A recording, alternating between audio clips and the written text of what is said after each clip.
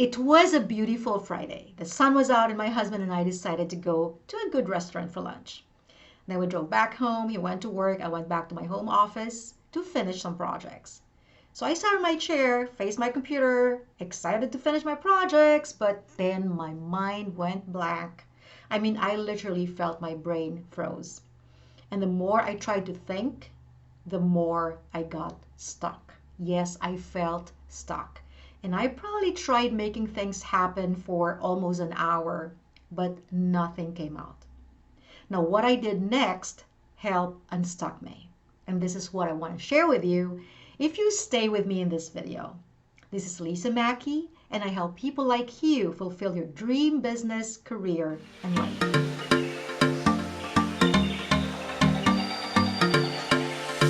So whether you're starting a business and feeling stuck, or you're doing some business project and feeling stuck, or maybe you have a project at work that you have to finish and you're feeling stuck, or maybe it's a home project and you're feeling stuck, well, this video will help you.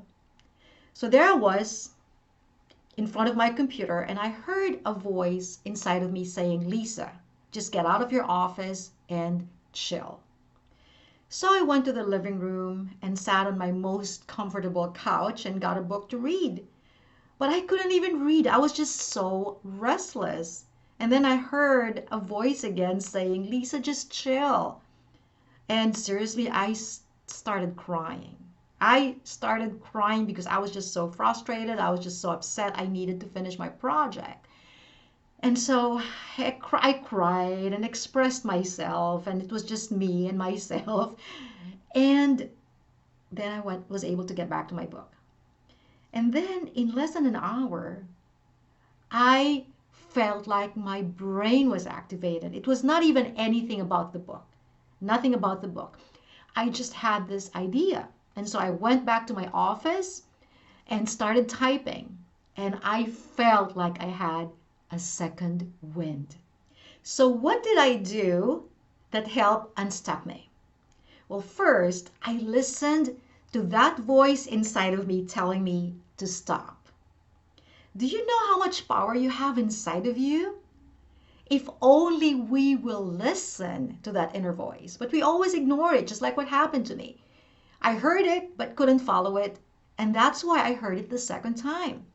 This body has its way of helping us. Like when we get sick, it's the body's way of telling us, stop, you're punishing me.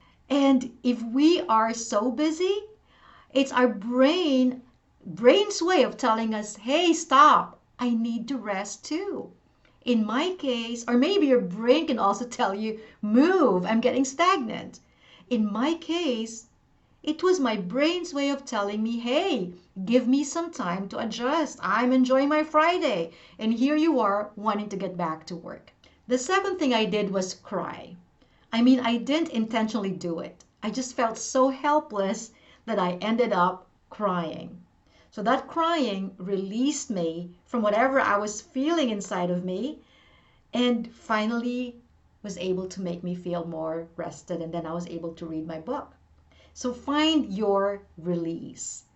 It can be calling a friend you trust, or going out for a walk, or maybe you can dance and sweat it out. You want to scream for all you want, or you can record a video or journal, whatever it is that will release that restlessness so that you can go to that place of stillness, so you can transition to whatever you need to do.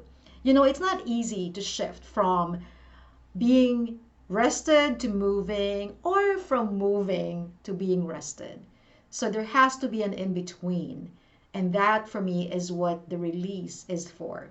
So crying helped me, but there are other things that can help you too. So find your own release. Incidentally, I read that crying releases endorphins that help ease physical and emotional pain. So what happens when we cry is it creates a calming effect. It's kind of like puts us in a state of numbness. So that's what happened to me. The third thing I did that unstuck me was to do something else.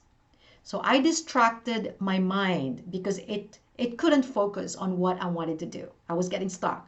So I distracted it by doing something else without taking it too far to the opposite extreme. So I chose a book that was easy to read, a book that's light, something I read before, the type of book I read before going to bed.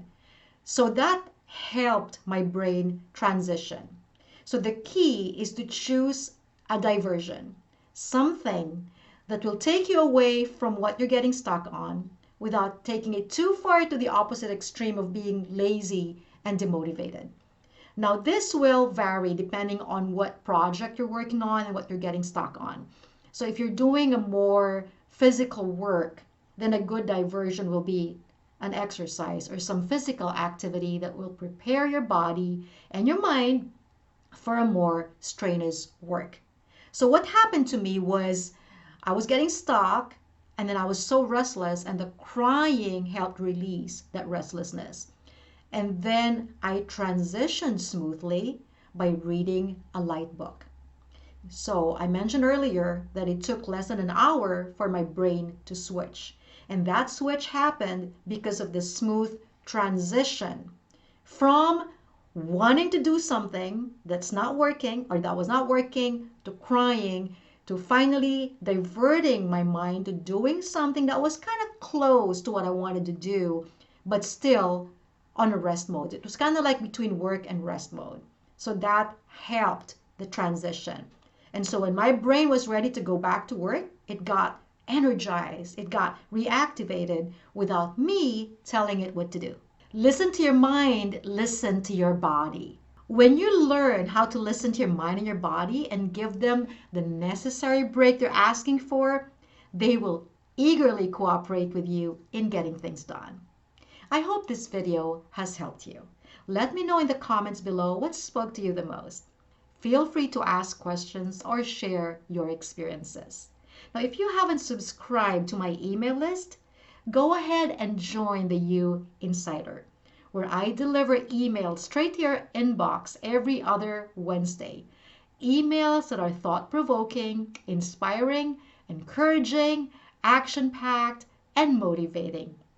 Go to lisamackyconsulting.com/you-insider. Thank you so much for watching. I'll see you again next time.